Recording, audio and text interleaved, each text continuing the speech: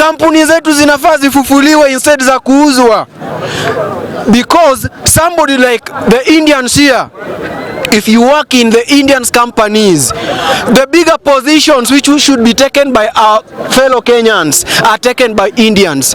But instead, we Kenyans, you'll find us just doing the job of cleaning, the minor jobs. If that's just because they are here, what about if we are exported? Let's think twice. Let's stand for our nation.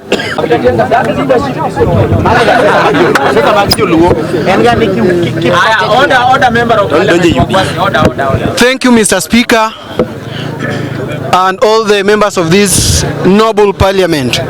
It's quite saddening, it's quite pathetic when an honorable member comes here with baseless, clueless and bottomless information. Amen. If Kenya yearly produces more than 10,000 NYS graduates and only 40 people, 10,000 minus 40, just 40. 40 people, I don't mean even 4,000, 40 exported labor. My friend, come with valid information, direct kwa mada. Actually advising president to send home cabinet secretary of treasury. I want to say this: we have a government where people talk because they have to say something, not because they have something to say. Actually just spoke because he had to say something, but he had nothing to say.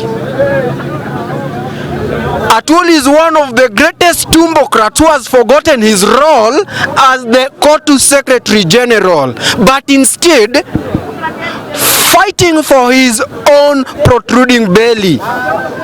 We as Kenyans, because we have nobody to fight for us, now every civil servant is mourning, not just crying, mourning. I hope you and I knows that when someone is mourning, it says that somebody is dead. All the civil servants are mourning. All the common mwananchi employed in all the industries, be it public or private, we are all mourning. Why? Because even the one who is supposed to fight for us, the tumbocrat General Atwoli, is also sidelining himself, supporting the baseless government. And again, if we've started exporting our labor, we export labor, we import the products. When a labor is exported, the tax which will be charged in his or her salary will be much more less than a complete product which is being imported. We as a nation, if we start by exporting, and our president is speaking of exporting labor, just imagine 100,000 people live in Kenya, the youth. That's a negative deviation to our country. We just need a positive deviation. We need to rise up, fight for our nation by doing what? Kampuni zetu zinafaa zifufuliwe instead za kuuzwa. Because somebody like the Indians here, if you work in the Indians companies, the bigger positions which should be taken by our fellow Kenyans are taken by Indians. But instead, we Kenyans, you'll find us just doing the job of cleaning, the minor jobs. If that's just because they are here, what about if we are exported?